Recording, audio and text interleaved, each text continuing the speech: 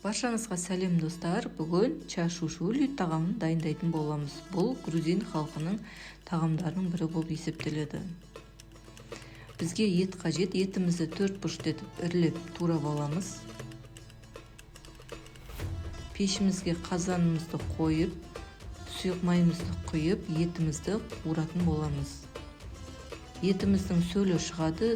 Етіміздің сөлі түгел қуырылып біткенше етімізді әрі қарай қуырмалаймыз. Пиязымызды жартылай шеңберде майдалап турап аламыз. Қызанағымызды видеода көрсетілгендей етіп кесіп, ыдысымызға салып, үстіне ыстық қайнап тұрған суымызды құямыз. 5 минут тұруы қажет.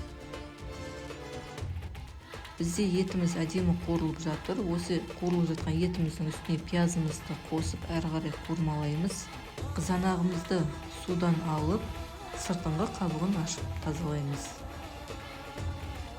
Және 4 бұрышты етіп қызанағымызды турап дайындаймыз.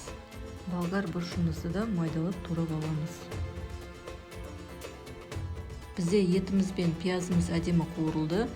Және татымына қарай қант, тұз, қара бұрыш, паприкамызды қосып араластырып, үстіне чили ашы бұрышын қосып, және болгар бұрышымызды қосып, қызанағымызды қосып, әрі қарай тағамымызды қуырмалаймыз.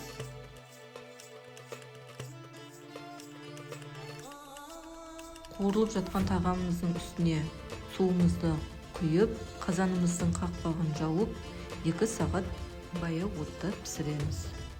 Тағамымыз дайын болуына 5 минут қалған кезде чесногымызды және петрушка кинзамызды майдалап турап тағамымызға араластырып қосамыз.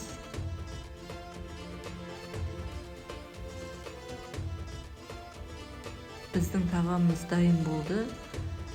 Өте дәмді тағамдардың бірі. Дастарханға ұсына берсеңіз болады. Дастарханға ұсынбас бұрын тағаммен бірге ыстық нанымызды қосып ұсынсаңыз, өте үйлесімді дәм табады. Жасап көрулеріңізге кеңес беремін. Ас болсын.